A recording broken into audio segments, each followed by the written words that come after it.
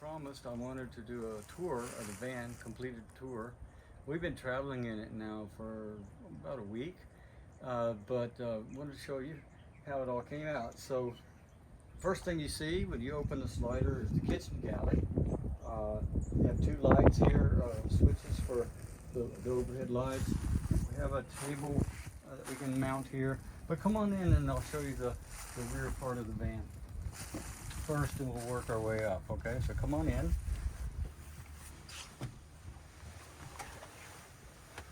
So the back of the van, basically, we have it in dinette mode. We have a swivel table. It's on a lagoon mount here. We have cushions, which when switched into the bed mode will make one large bed. We'll show that later, but here's the dinette mode. We have electrical for a computer. We have a switch at the bottom there on that side for the water heater. We have two overhead cabinets on the one side there, and three overhead cabinets on this side, which that first one is much of our kitchen stuff. So on passenger side, three cabinets, and on the driver's side, two cabinets. So this is the bed, the dinette mode. And of course the shades in my earlier videos you saw, if you watched my other videos, we have screen or just open, or can be privacy. We have the controls for the heater in colder weather.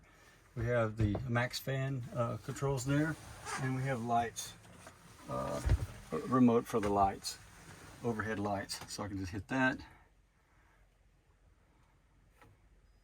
And these are the lights under the cabinets.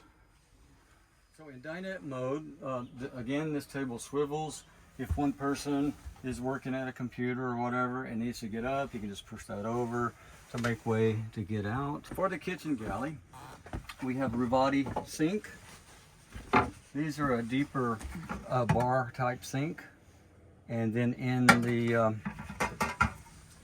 we have a cutting board, which we don't use much. It's just a cover to give us more counter space. But the kitchen galley has one door for under the sink storage, and four for our kitchen utensils and pots and pans and so forth. All right. Now, so notice the raised floor. This raised floor is storage for various items underneath the floor. Can access it from the front, that panel removes, or we can access it from the back. The back doors are open, the garage area. So when entering the van, say at night at a campsite or whatever, the light switches are here. This first switch gets the center lights to give us light, or I can use the one under counter lights here. So it's handy right here up front.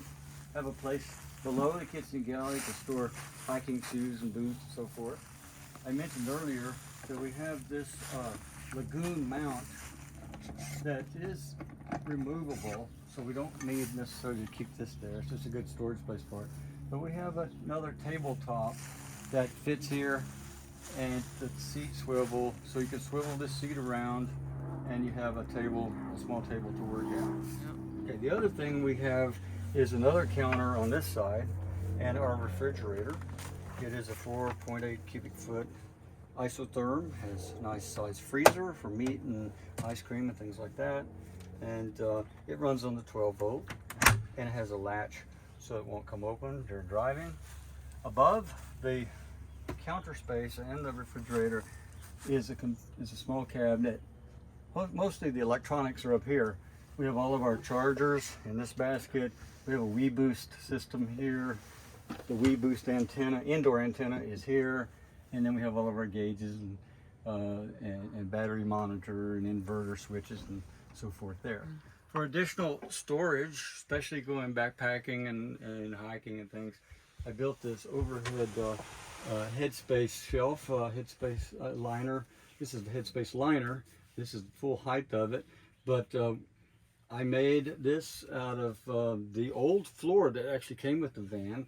covered it in a cloth, put a rubber bumper kind of here so that if you hit your head, it won't be too hard. And then it sags a little bit, but this is where we store our empty backpacks. It's where we store all of our cushions. I mean, not cushions, or curtains or shades, privacy shades for all of the windows. So that is the overhead storage. And just behind the refrigerator and cabinet or countertop here, we have a shower with a Nautilus retractable door. We have a shower head that switches on and off. We have a dry flush toilet, which uses the cartridges. That toilet can be removed to make room for when you're taking the shower, so it's not permanently attached. In the rear of the van, I've got the Rotopacks diesel, two of them, two 2-gallon spare diesel cans mounted onto the spare tire. Underneath the van, there's a 20-gallon water tank that fits in the space where the spare tire originally fit. When you open the rear doors to the van, you can see two major benches. The one on the right is all the electronics, except for this rear portion, which I have tools in. And then the one on the left is all the plumbing, the water pumps, the fuel, the water lines, the water heater, and then I also have an outdoor shower that attaches to that. And then this is the fill, the freshwater fill line here, which has a quick connect for when I fill up with a garden hose. And then I have a small garage area, and also you saw from the other side, underneath the floor, I have about 7-inch high section for longer items. So this is a rear view of the van in its dinette mode with the rear garage area.